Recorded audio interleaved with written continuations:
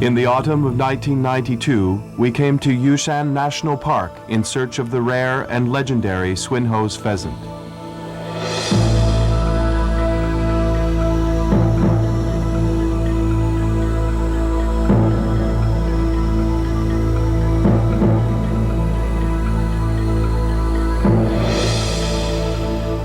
Moist, nebulous vapors scurrying ever higher, the mountain mists quickly dominate the October afternoons.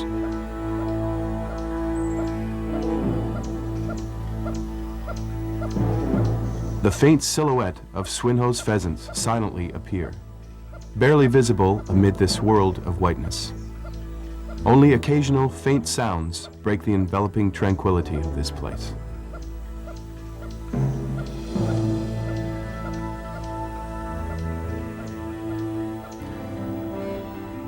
Swinhoe's pheasant is endemic to Taiwan.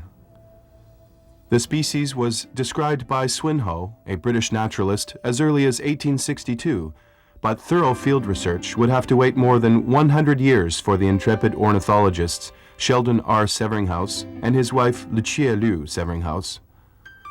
They conducted basic research in 1972 during their many expeditions throughout Taiwan's mountain regions. They spent 2 years surveying Swinhoe's pheasant in several of the island's mountainous regions. These birds are so vigilant and wary of humans that they would often walk 10 or 20 kilometers before seeing one or two. And even then, they would fly away within seconds.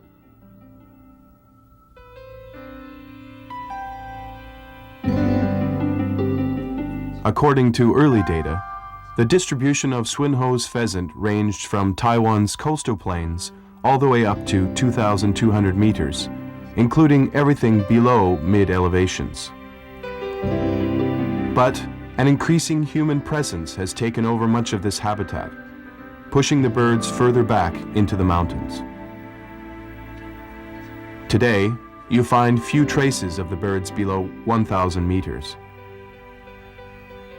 We helped implement the plan of Yushan National Park Board at their request to increase public awareness of Swinhoe's pheasant by following the tracks of the original surveys and attempting to film this elusive species.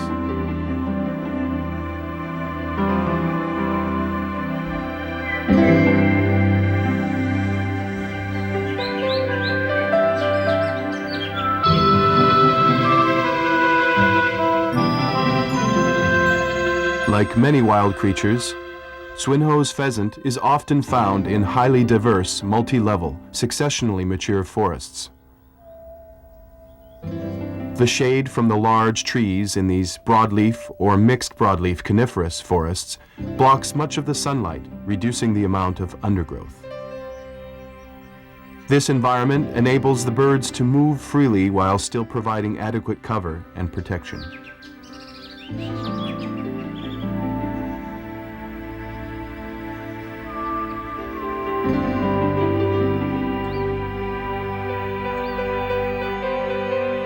Swinhoe's pheasants are quite scarce, and their movements generally do not follow any regular pattern. We couldn't find a trace of the birds for the first few months, and it wasn't until the spring of the second year that the discovery of some droppings and tracks led us to a group which were consistent enough in their movements for us to film them.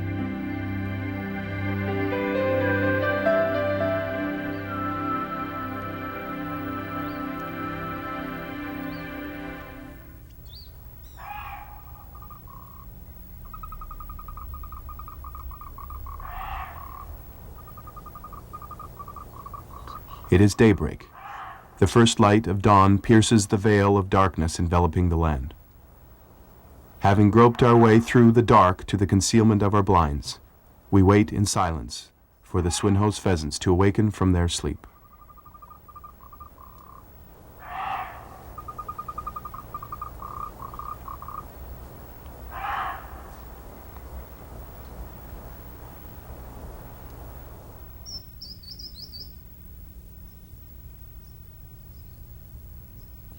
Through a sea of mist, the Swinhoe's pheasants follow their usual route, poking their heads out silently from the bushes as they search calmly for food. The male is an impressive creature with dazzling plumage. The female, though plainer in appearance, is still impeccably dressed in broken geometric patterns. Perfectly composed and dignified in their every move, they seem almost aristocratic in comparison to the clownish bamboo partridge.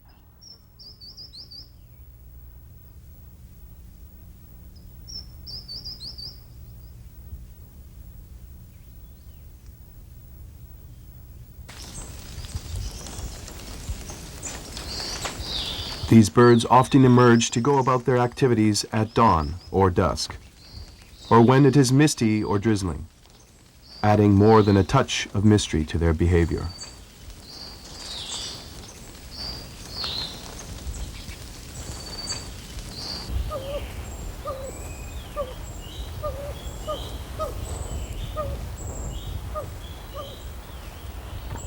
Before foraging for food, they look around their surroundings carefully, only beginning to feed when they are sure there is no danger.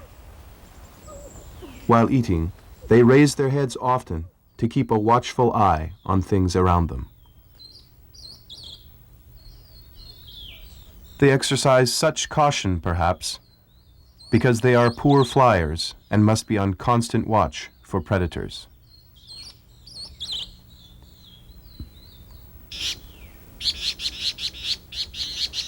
The females we observed were extremely careful. They avoided foreign objects, and at the slightest rustle of the wind in the grass would freeze and stand in readiness. At the slightest sign of danger, they would quickly move off, tail feathers spread and comb erect.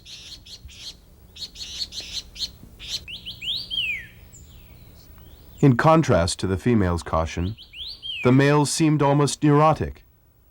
They weren't as cautious about new things, but a random sound was enough to send them fleeing in terror.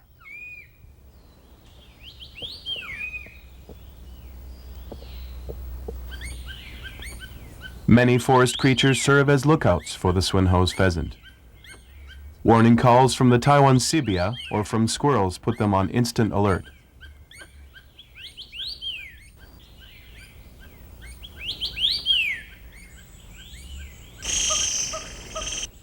And in this way, the Swinhoe's pheasant compensates for its inability to remain at length in the canopy of the tree to watch for its enemies.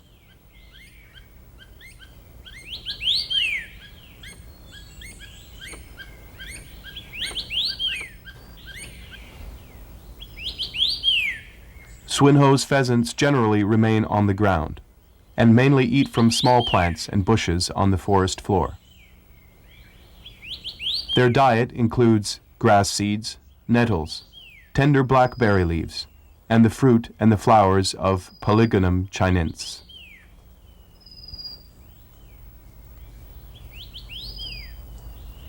The wide range of their diet and the abundance of mid-elevation forests combine to ensure that finding food is not a problem.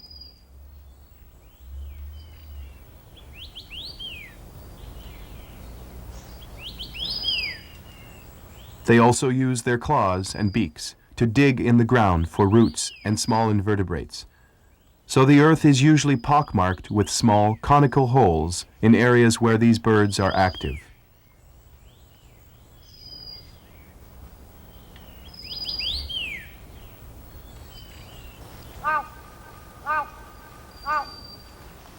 When a strange object or sound is detected nearby, the males will exhibit an unusual flapping behavior.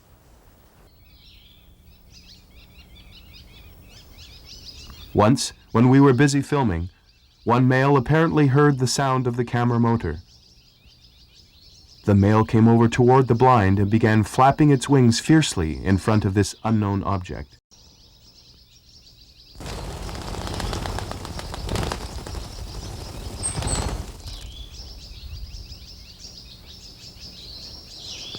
Next, it circled the blind before returning to its original spot and going through its wing flapping display again. It repeated this process several times as if putting on a show of force.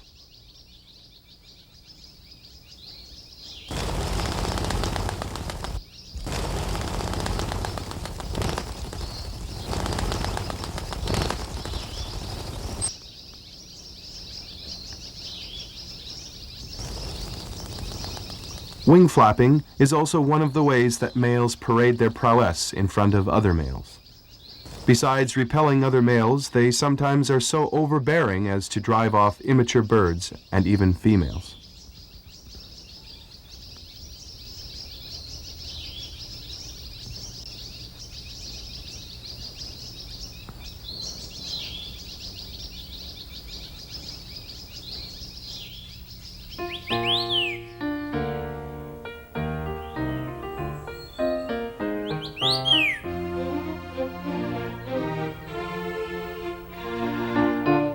Late spring 1993 was into the breeding season for forest birds. Bamboo partridges were moving in pairs along forest paths.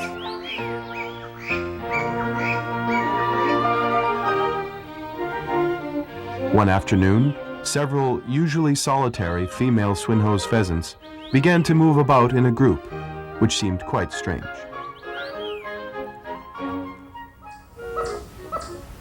Early the next morning, these females appeared together amid a chorus of bird calls. It wasn't long before the male made its appearance, and we were later treated to a fascinating and rarely seen courtship ritual at dusk right there on the forest path. During the ritual, the wattles on the male's face became so engorged with blood that they covered the whole side of his head. Dipping his head constantly, the male would walk toward the females, then turn aside to display the beautiful feathers on its back. It would circle its chosen female again and again in a courtship dance.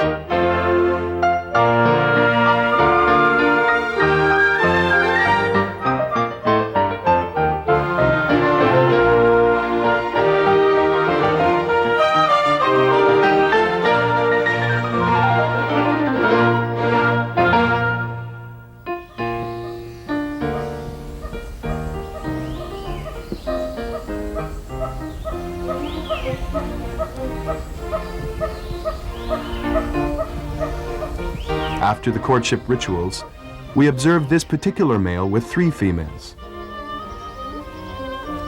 We would see them at dawn or dusk, following one of several paths through the woods and along the forest trails.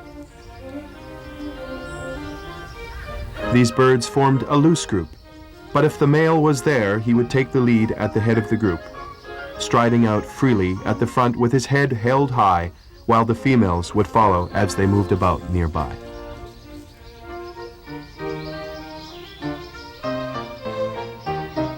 What's more, the females had to be careful not to get too close to the male if they didn't want to get pecked. So they often grouped together at a suitable distance.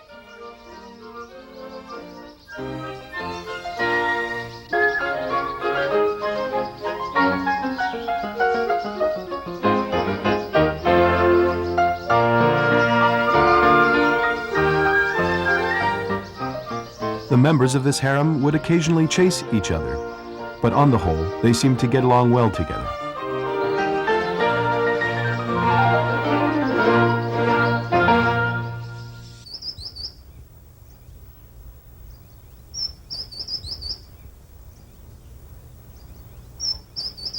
Ecologists have spent countless hours and much energy in fruitless attempts to find a brooding Swinhoe's pheasant and her nest of eggs. We personally spent 2 years trying all kinds of methods, but to no avail.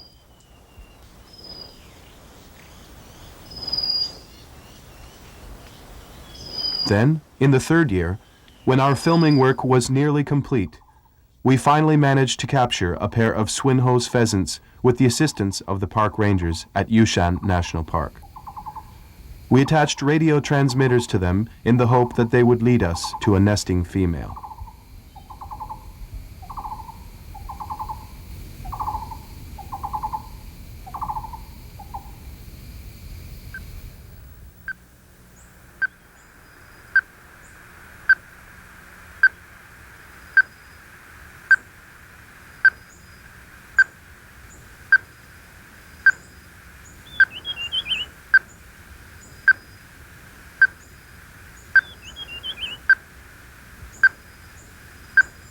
学长，学长，听到请回答。回答你。我们这边测到的角度是125度，你们那边呢？我们测到的角度是169度。好，了解。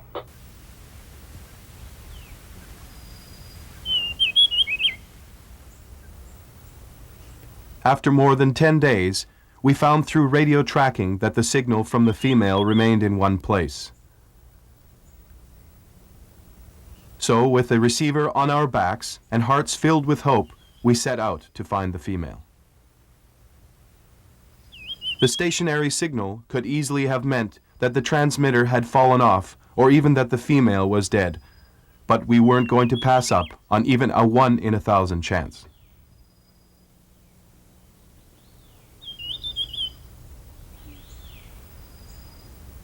It was a long trek, hacking our way through the thick underbush. Then, just when we were reaching the limits of our physical and mental endurance, we made the incredible discovery of a brooding female amid a patch of blackberry and stinging nettles. She sat serenely, her markings blending perfectly with the background. Face to face with this scientific first, we could barely hide our excitement.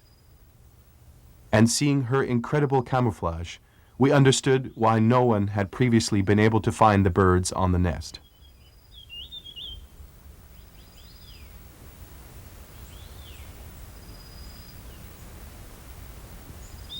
We remained by the nest, filming her behavior, and discovered to our amazement that she could sit there peacefully for days without eating or drinking.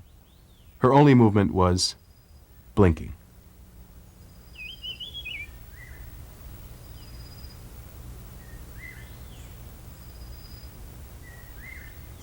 After a lengthy wait, the motionless female began to hunch her back in an unusual way. Then, we heard the faint sound of her first chick. But at this time, she kept the chick under her.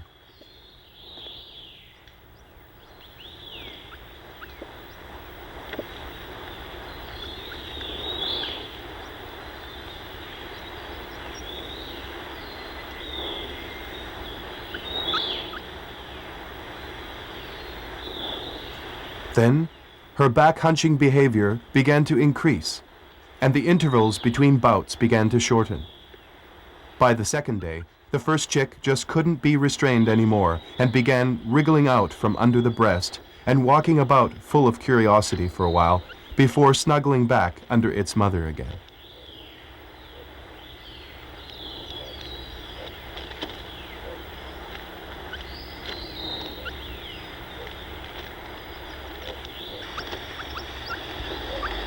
The second and third chicks hatched soon after. In a while, they too were wriggling out from under their mother for a look around and to take an occasional taste of a tender leaf.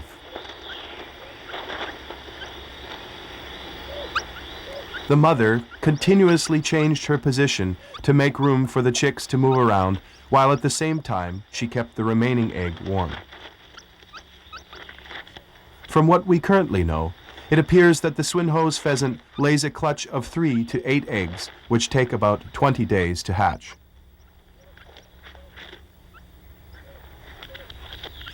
During the more than 2 weeks that we observed her, the mother didn't move a single step away from the nest. Only after all 4 chicks had hatched out did the mother take them all away, leaving behind a pile of broken shells and some feathers.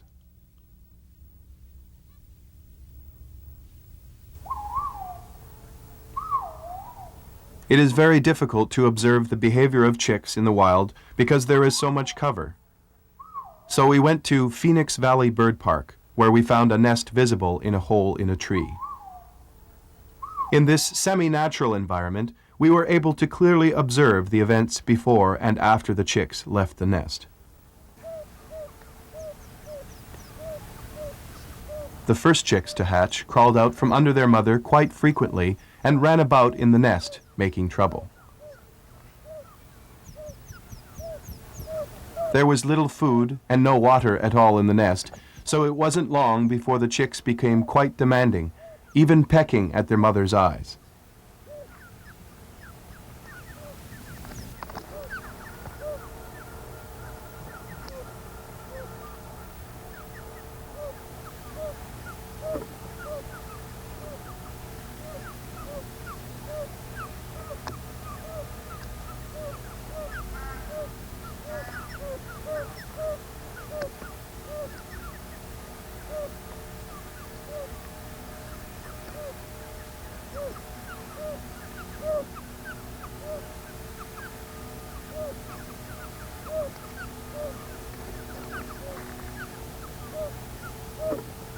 They were constantly chirping, and the mother would continuously call back, as if to remind them that it wasn't time to leave the hole yet.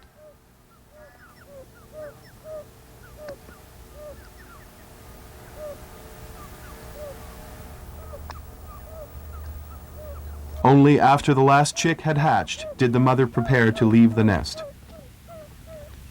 She looked in all directions for a safe path, and after making sure there was no danger, she led her 6 little treasures on their first steps.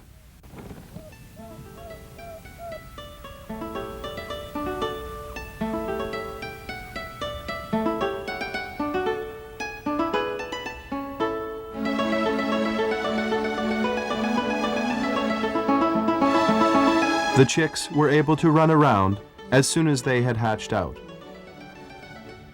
They remained close to their mother, jumping bravely off a 2-meter-high branch and passing through some very uneven terrain on their journey into the unknown.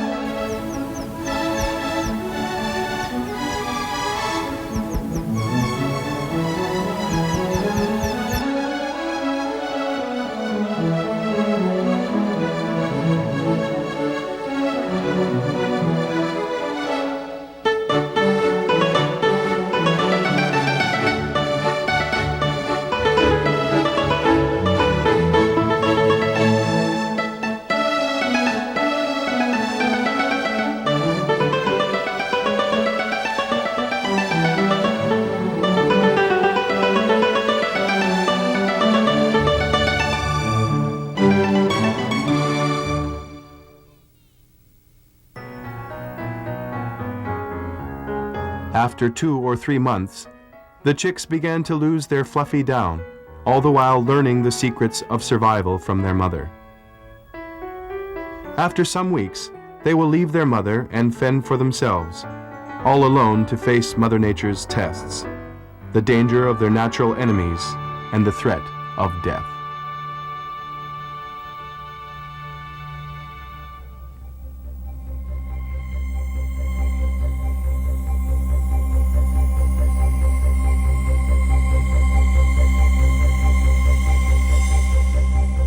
On a small island like Taiwan, humans' existence is intimately connected to each blade of grass, each tree, each flower, and each bird. Swinhoe's pheasant is not only our pride and joy, it is a treasure for each and every citizen.